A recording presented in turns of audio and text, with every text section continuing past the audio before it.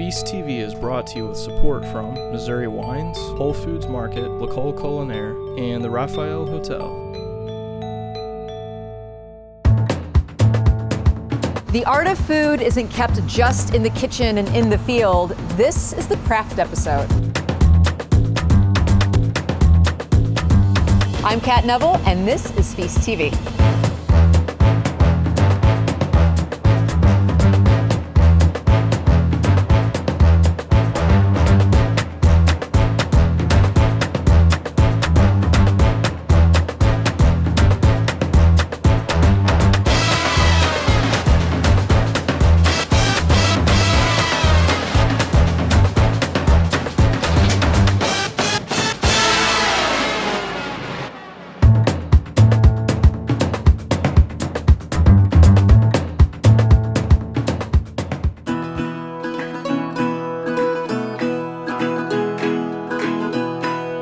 This episode is dedicated to the craftsman. In this half hour, we're going to be meeting people who are critical to the culinary industry but aren't actually making food.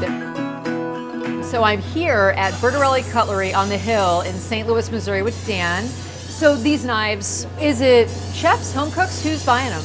It's mostly right now it's chefs, which is encouraging to say the least, because it's not the person who's just entertaining and then wants a fancy tool to show their friends. It's the people who are, okay, this is my workhorse and I'm using it for 8 hours a day, and this is my baby and my tool. This is my little guy. So it's that's the most encouraging part of his sales, is it's mostly to professionals.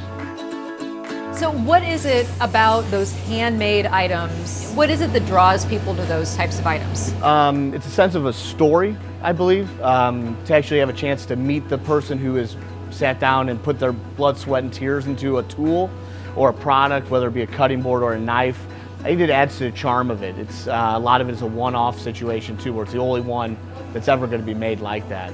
So I think that having the local aspect of it, quality local materials made by a local guy, it's pretty easy to make a decision. Where a nameless corporation or a guy right down the street, I think I'll take the guy right down the street every time.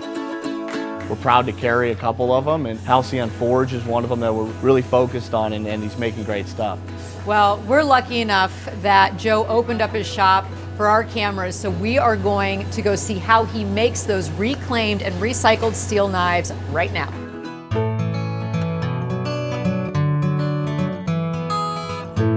We're in Sedalia, Missouri at Halcyon Forge in a cute blue house. And what is this actually called? I'm a bladesmith is what I would consider it, but this would be a blacksmith shop and metalworking. We make knives from reclaimed materials, use a lot of different steels, different woods, anything we can pretty much find that we can use. How did you even get into this? How did this become part of your life? My dad and I were at an outdoors show, and they were selling handmade knives, and I like to make something rather than buy it, so I figured I would research that, and 6 months later I started making knives. And I started with hunting knives, but they don't get used very often, and I wanted to make something that's used every day by people that are committed to their job, so I made chef knives. That's so cool. You said it's reclaimed steel. Yes, ma'am. Where do you find it? Junkyards. We go to swap meets and stuff. We use automotive parts, reclaimed saw blades. We pick it up anywhere we can find it. I would assume that the metals have different compounds inside of them depending on what they're used for. Correct. So do you have to kind of keep it separate, or you just melt it all down? Does it matter? We don't melt anything. It's as it is, but we forge it into the shape we want it to be. Okay.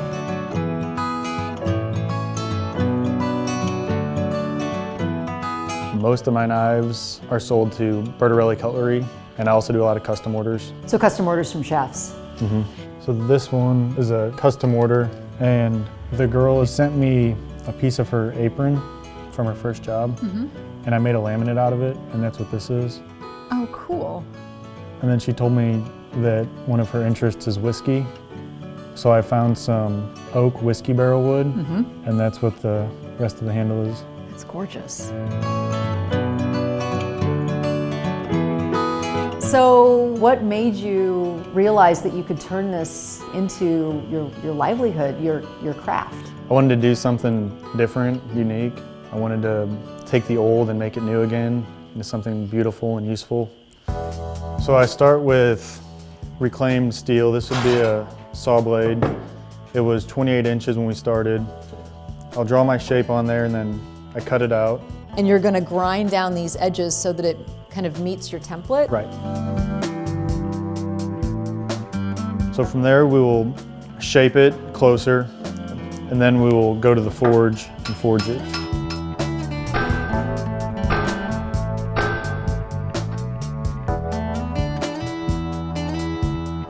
So you're making the blade itself and you're also making the handles. And how do you join the two together? So I'll have the finished blade and then I'll find wood, local wood, native wood. There's several places that sell reclaimed wood and I cut it so there's two pieces. Put it on there, epoxy it. I use pins so it's got mechanical and chemical bonded. That's so cool. Start to finish I have 10 to 12 hours in a knife. Wow, that takes an amazing amount of dedication. So how long have you been making knives? Really consistently for 10 months. So you took 6 months to learn. You've been making knives for about 10 months and already your knives are being picked up by chefs across the country. Yep.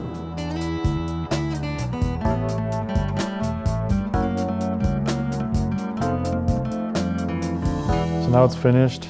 We hand sanded and treated the handle. It's oiled and it's ready to go to work.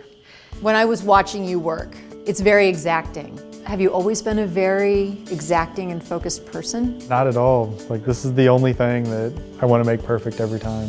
What is it about making knives that captured that part of your personality?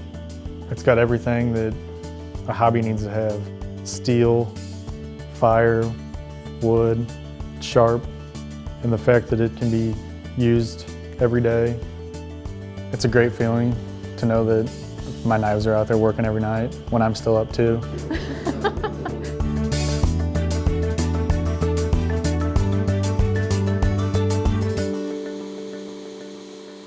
Along with knives, pots and pans are ubiquitous. We all have them in our kitchen, but did you ever stop to think about how they're made or where they're made? Well, there is a company in Shawnee, Kansas that has been making high quality cookware since 1939, and that's where we're going next.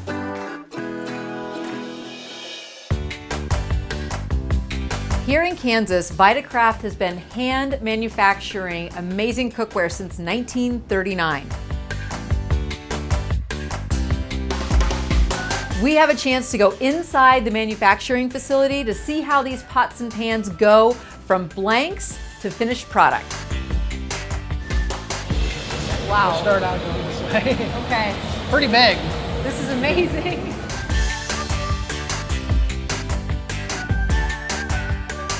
How long did it take you to learn all of the different processes? I was probably a good 10 years on the production floor before I moved into the quality and the safety part of it, Okay. and then I moved into the management. You've been here since you were 18 years old. I mean, people have made their entire careers of working here at Vitakraft. My mother and my stepfather even worked here, both 25 plus years. And most people don't realize that these pots and pans are made here in Kansas. Mainly what we do is import everything. They are hard to find, and it's made in the United States still nowadays. Yeah.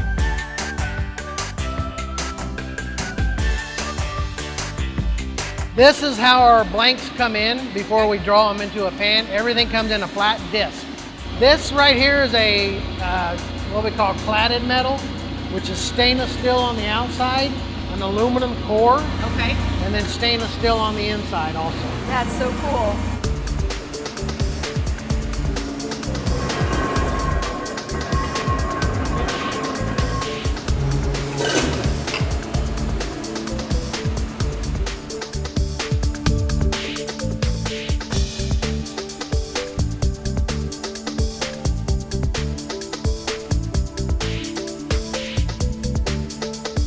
I always take my cookware for granted. I had no idea how much went into making it.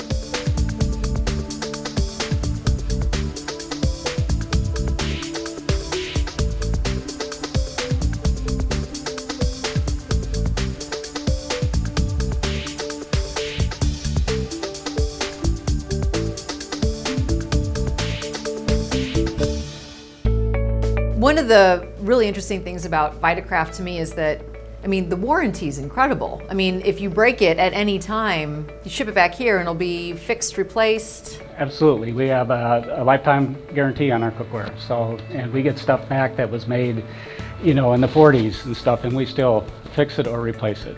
I mean, the quality is incredible. I mean, behind us we have the majority of the line that you are producing, and these riveted handles, I mean, these things are almost indestructible. Yes, they are. Those rivets can hold almost 3,000 pounds. They're stainless steel rivets. For a chef in a restaurant setting, they are very abusive to the cookware, so this is what they want. It's something that will stand up to those guys. So.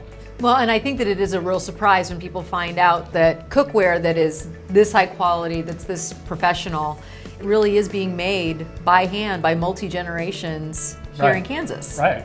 It's been tough because you get the competition from China and places like that, but we never compromise on quality, and that's why we can offer a lifetime warranty and all that stuff. We feel we make the best cookware in the world.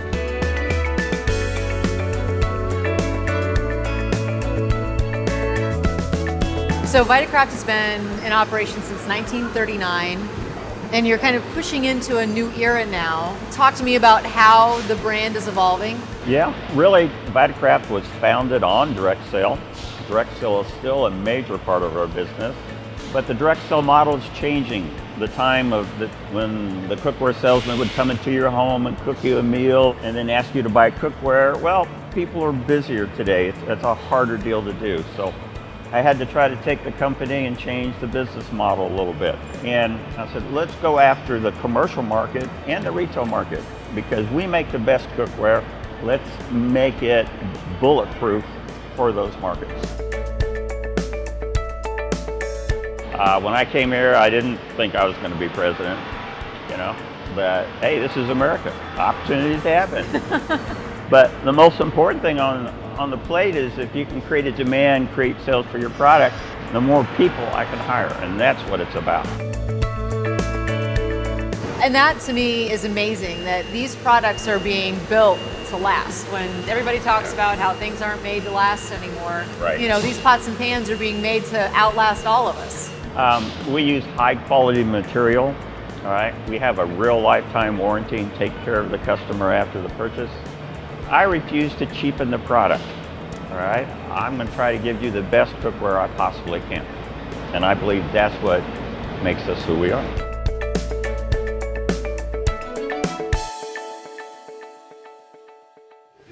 From kitchen to table, now we're here at Winslow's home in University City, Missouri, and I'm holding in my hands a gorgeous clay bowl by Facture Goods, which is a Missouri-based tableware maker. The craftsman behind this line is incredibly creative. He makes these beautiful bespoke dishes out of clay, metal, and wood, and he is our next stop on our craft adventure. You never know what is hidden down alleyways and one-way streets. We are here in Boonville, Missouri in an 1850s building, and wait until you see what is just behind me.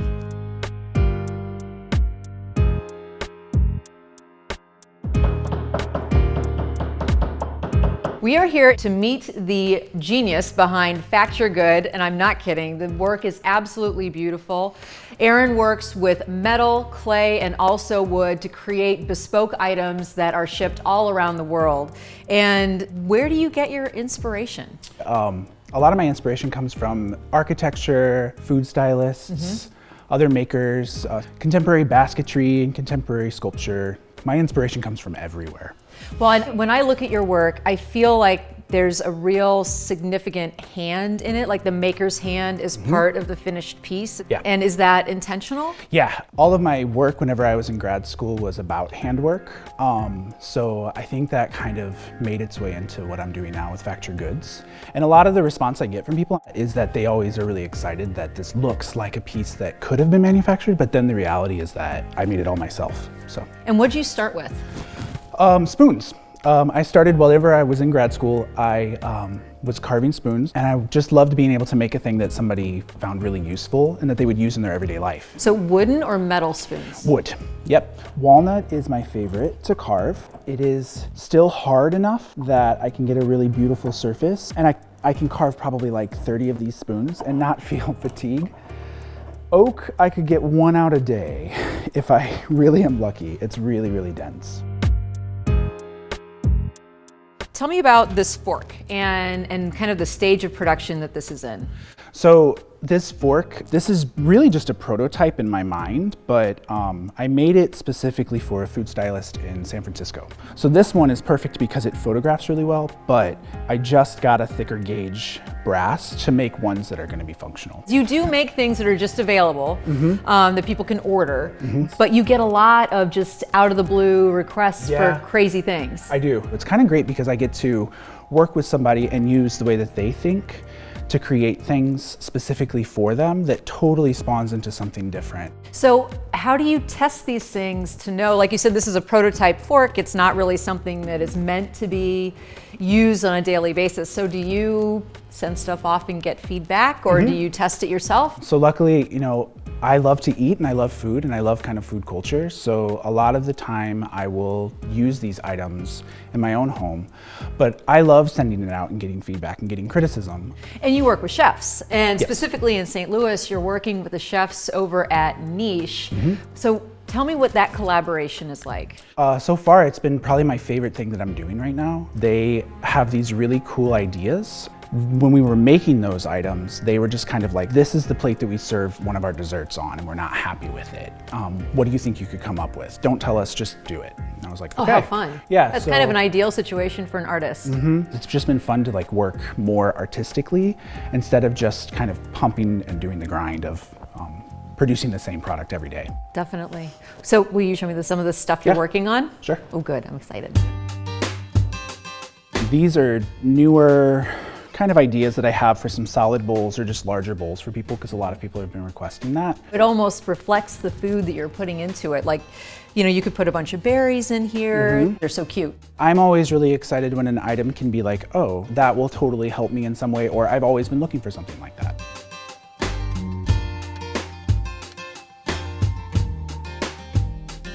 Are these combs? They are. Like for your hair combs? Beard combs.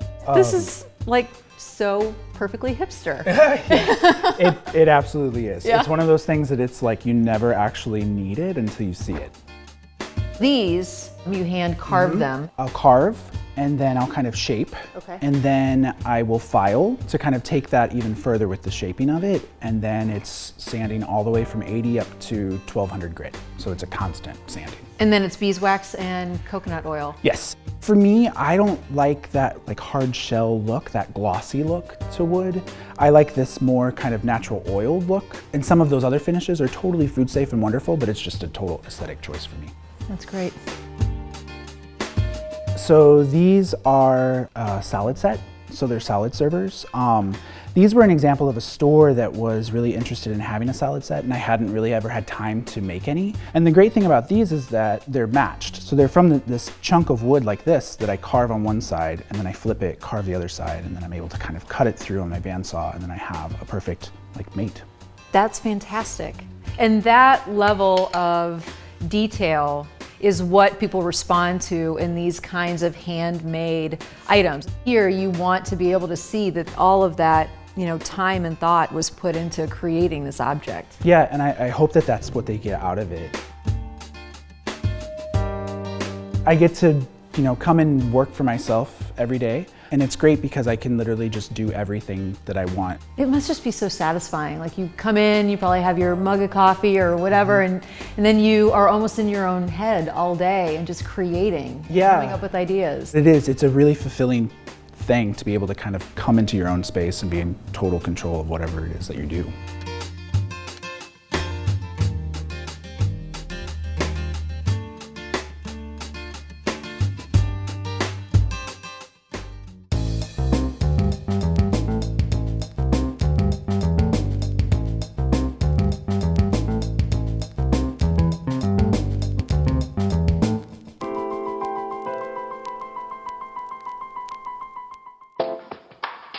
It was such a wonderful experience being able to meet the craftsmen that were part of this episode and actually see how they do their work.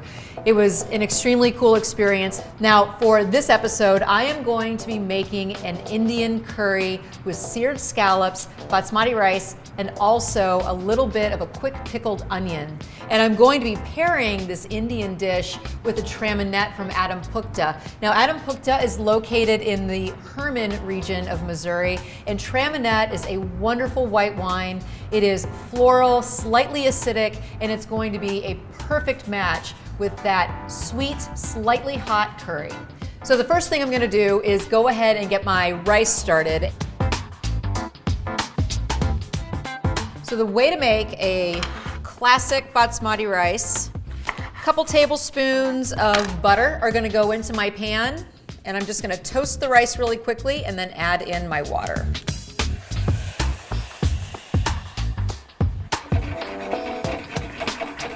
I'm gonna go ahead and start making my curry, and the first thing I'm gonna do is toast some cumin seeds, and then everything else is just going straight into this blender. You may recognize the pan. It is from Vitakraft.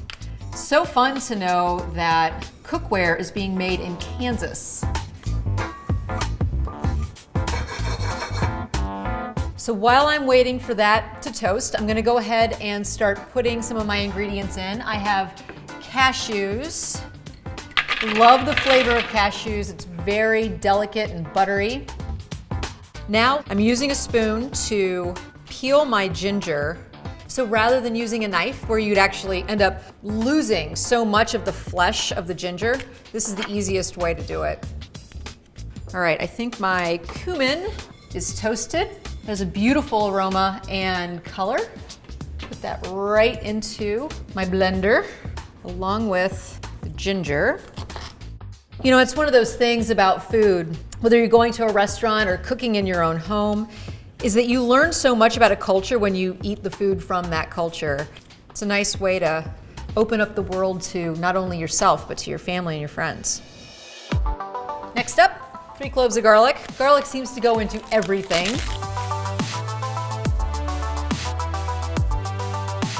We have some paprika.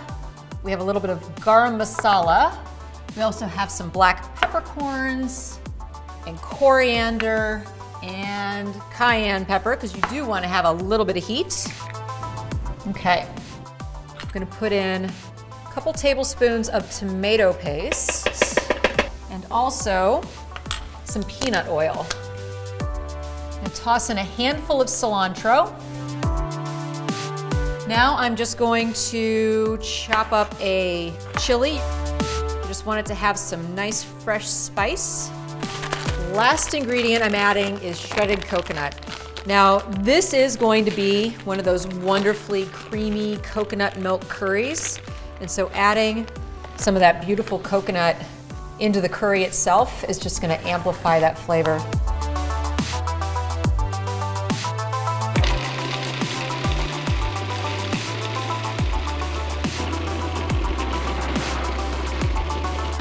Alrighty, ooh, yay.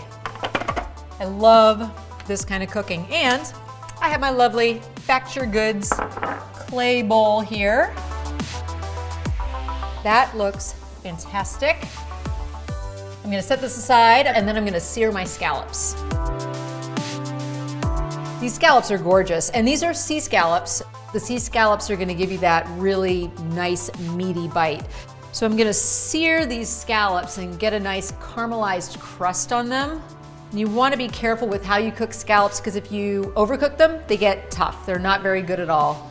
High flame, very hot pan, and quick. Quick, quick, quick. You only wanna use a tiny, tiny bit of oil, swirl to coat, and then put in your first scallop.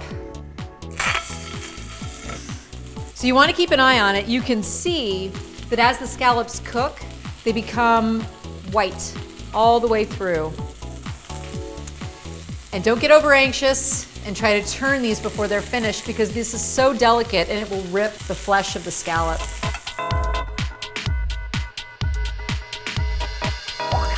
Now these are going to simmer for a little while in coconut milk and curry.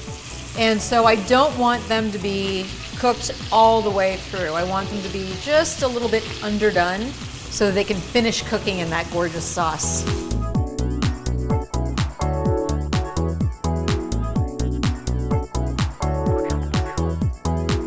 I'm going to make just a very, very quick pickled onion that's going to be served alongside this curry as kind of a cool, crunchy counterpart to the heat in the dish.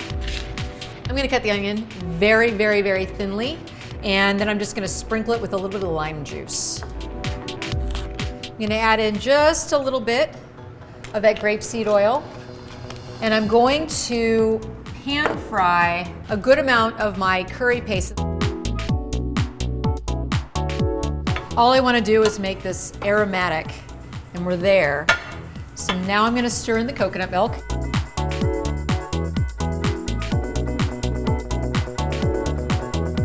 I'm just going to gently bring this together. I'm going to let it simmer for just a tiny bit, and then I'm going to add in a couple handfuls of fresh spinach. And once that wilts, I'm going to put my scallops into the pan. I'm just going to let this simmer for about a minute or two to heat those scallops through and infuse them with all of this wonderful curry flavor. And then I'm going to dish it up. Here's that fluffy, wonderful basmati rice. This looks amazing.